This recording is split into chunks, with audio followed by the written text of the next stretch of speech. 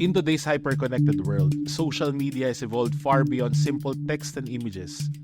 Live streaming has transformed the way we interact online. Platforms like TikTok have embraced this trend. This has not only fostered a sense of immediacy and community, but has also opened doors for creative expression and financial opportunities. In the Philippines, TikTok Live has exploded in popularity. The platform's reward system, where virtual gifts can be converted into monetary income, has spurred a diverse range of content creation strategies. However, amidst the creativity and financial potential, a concerning trend has emerged: online begging. The ease at which users can broadcast themselves and the platform's mechanism for profit generation have blurred the lines between entertainment, side hustle, and potential exploitative appeals for financial benefit. This study delves into the phenomenon of online begging on TikTok Live in the Philippines, exploring how this traditional offline practice has been transformed by technology. Tatap, sir. Tatap po pala. Ay! Rose Malsago. Rose Malsago. Recent studies documented a disturbing trend in Indonesia, where elderly individuals endure harsh conditions like mud baths, streamed on TikTok Live to elicit viewer sympathy. Research has linked this phenomenon to social inequality and poverty. While this phenomenon is well documented in Indonesia, little research exists on online begging in other contexts. This study aims to fill that gap by examining the diverse forms and techniques of online begging, particularly in TikTok Live in the Philippines. We approach this study through the lens of media ecology, a theory that examines how communication media influence human perception, understanding, and values. TikTok Live as a digital medium not only provides a platform for content creation, but also shapes the ways in which individuals engage in begging. The theory helps us understand how this platform alters the act of begging by introducing new dynamics that are unique to the digital space. Our goal was to answer the following questions. How do Filipino TikTok Live streamers who engage in online begging activities present their content themes? And how does online begging in TikTok Live mirror traditional forms of begging, and what are the key differences between the two? The study employed participant observation through a qualitative content analysis design.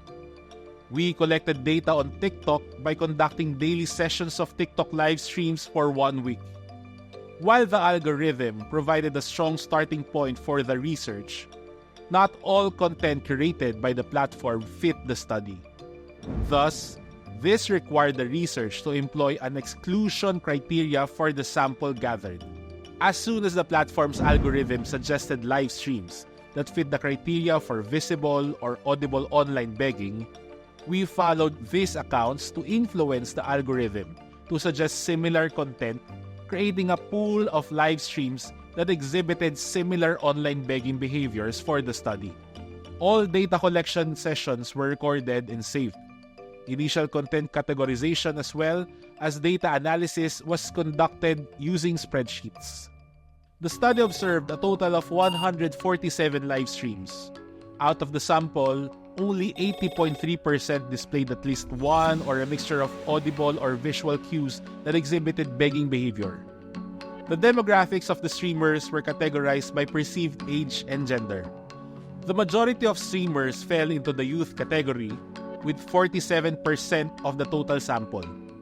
However, a higher percentage of adults and elders showed visible and audible begging behavior, suggesting that older individuals may be more likely to engage in online begging. The most commonly visible cue was featuring or displaying visible requests for donations or solicitations, with 58 streamers displaying some form of passive request for donations. Only 32 streamers, however, actively requested for donations using audible cues. Ay po sa aming 122 viewers, pwede po makikisuyo po kami, baka pwede po kami makishare po ng aming live. Tap, share the live. Tap, share, tap. The live streamers observed during data collection used different stylistics to engage and solicit donations from viewers. Some employed only one style at a time, while others used a combination of two or more. These were categorized into 8 different themes. Live streamer who used this theme mimic non-playable characters from video games. This involved using AI filters, Rose, thanks for the rose. and using repetitive gestures at rest or when triggered by donations. The most common indicator of this style is the wearing of the cut-up mask. Live streamers who use this style used instruments such as pianos, microphones, and other tools to perform for the viewers, often involving setting up lighting, backdrops, or displaying their musical instruments. Streamers using this begging style engage in conversation with the viewers by answering their questions and reacting to their comments. Mag-question pa ka, nak, para sagutin kita, nak. Engaging in conversation also includes talking about random topics either initiated by the host or by the viewers through the comment section. Sino ba sila? Wala naman silang kwenta. Streamers in this category displayed non-performance skills such as calligraphy and voice acting. Pero next week, may trabaho naman na tayo. This category includes individuals who have some form of visible disability, including facial deformities and amputated limbs. This also contains streams that feature some form of sickness that appears terminal or incurable. Streamers explain that donations from the live feed will go towards hospital bills or medications. This theme highlights the specific style of engaging in acts that could be considered self-harm or that create significant discomfort. These include streamers doing acts that cause bodily discomfort or physical strain. TikTok's live match mode puts 2 live streamers against each other. The winner is determined by whoever gets the most gifts within 5 minutes. For this category, live streamers feature animals to solicit donations and imply that solicited donations will be used for the animal's care. TikTok has provided space for begging activities, a space unconstrained by the limitations of physical location and face-to-face interactions. Unlike traditional begging, which often exposes individuals to physical risks, online begging offers a perceived sense of safety and security. However, it's important to note that online begging also carries its own risks, including scams, cyberbullying, and the potential for exploitation, highlighting the need for continued research into the complexities of this evolving phenomenon. TikTok Live has transformed begging to an entertainment spectacle, especially for those who engage in performance and skills display. The platform provides a virtual stage for showcasing their talents, potentially reaching a larger audience and consequently eliciting monetary rewards in response to their performances. In contrast with traditional begging, online begging does not provide instant financial gratifications. Unlike traditional beggars who receive cash or gifts immediately, TikTok live streamers must first reach a specific number of followers and accumulate a minimum of 5,000 TikTok coins before the platform allows them to access their earnings. Additionally, TikTok retains 50% of these earnings as a platform fee. A unique phenomenon documented in this study is the emergence of TikTok live streamers who resort to extreme measures as well as mimicking non-playable characters from video games to elicit gifts from their audience. This raises ethical concerns and prompts further investigation into whether such self-deprecating behavior is uniquely enabled or amplified by the affordances of social media platforms like TikTok.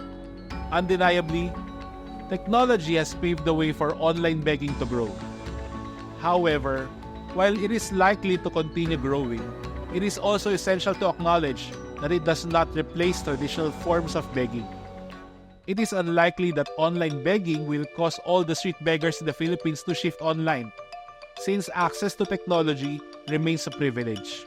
For those with access to resources, TikTok Live is a powerful tool that can amplify their voices and reach a broader audience they otherwise would not be able to. Financial gain is a significant driving force for people to continue using the platform, noting that some respondents already view TikTok as a part-time job that can generate additional income for themselves and their families. In conclusion, the power of TikTok Live and the growth of online begging in the Philippines is a double-edged sword. While this platform can definitely present opportunities for those who have less in life, we must also acknowledge that there is a need for open discussion and further research on the platform to encourage responsible and ethical use and ensure the sustainability of this new income stream.